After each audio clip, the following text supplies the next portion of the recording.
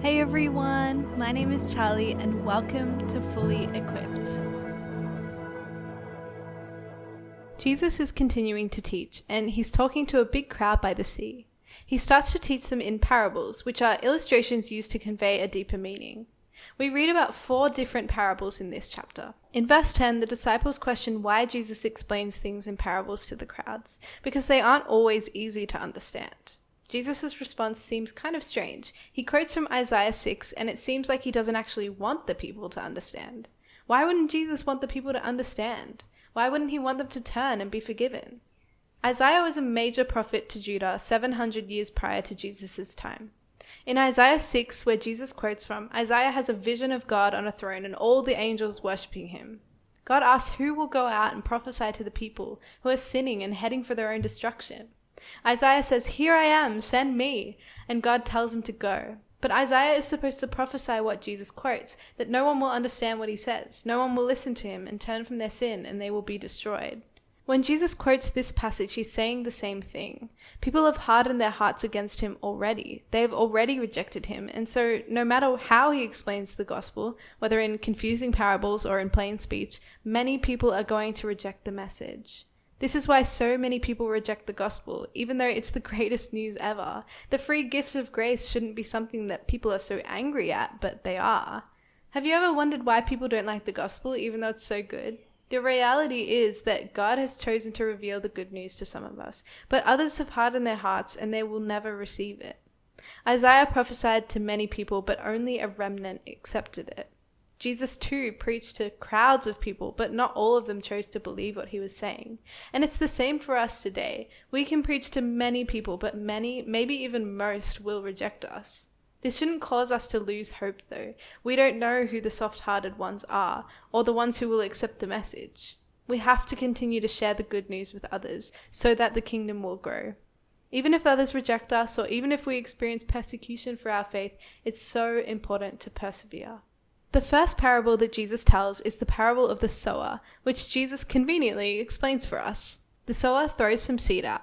Some is eaten by birds, some is withered by the sun, some is choked by thorns, but some falls into good soil. This seed grows and multiplies. And the purpose of each of these parables in this chapter is to illustrate the growth of the kingdom of heaven.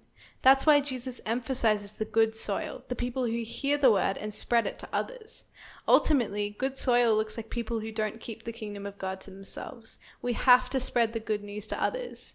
The other 3 soils are common enemies of our faith: the devil, the flesh, and the world. In the next parable, Jesus asks what you do with a lamp.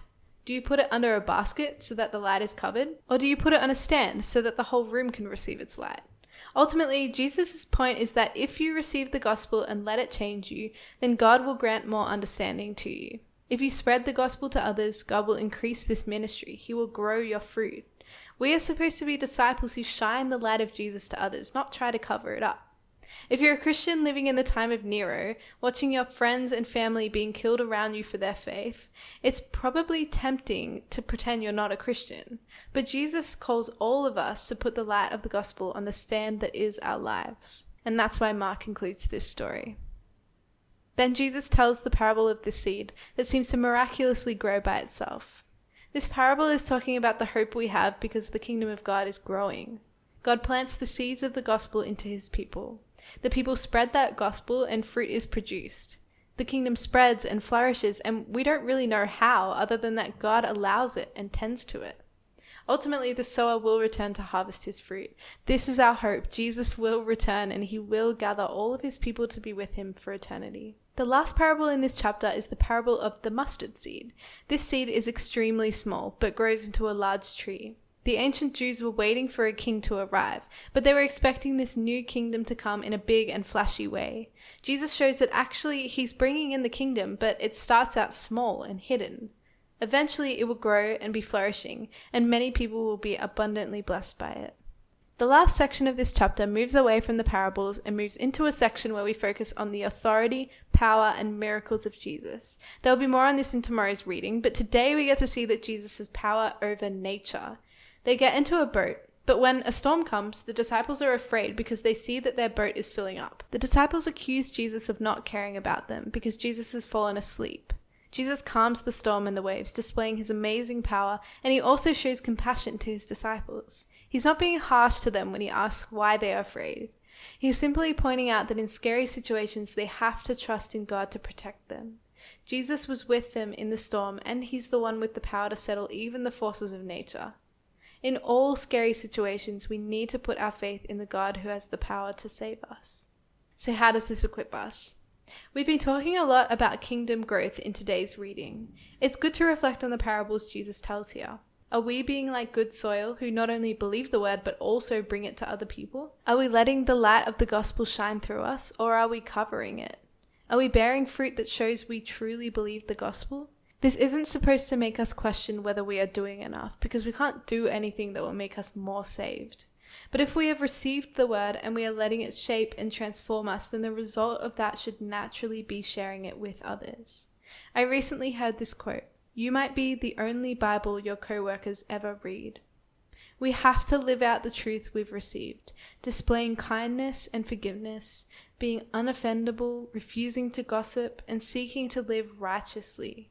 Through this, other people see God. Let's also be people who challenge ourselves to share the gospel with others. It's what matters above all things. How will they receive the truth if we don't tell them? We can't hope that someone else will. Let's be people who trust in the God who is with us in scary situations and rely on him to strengthen us as we see his kingdom grow.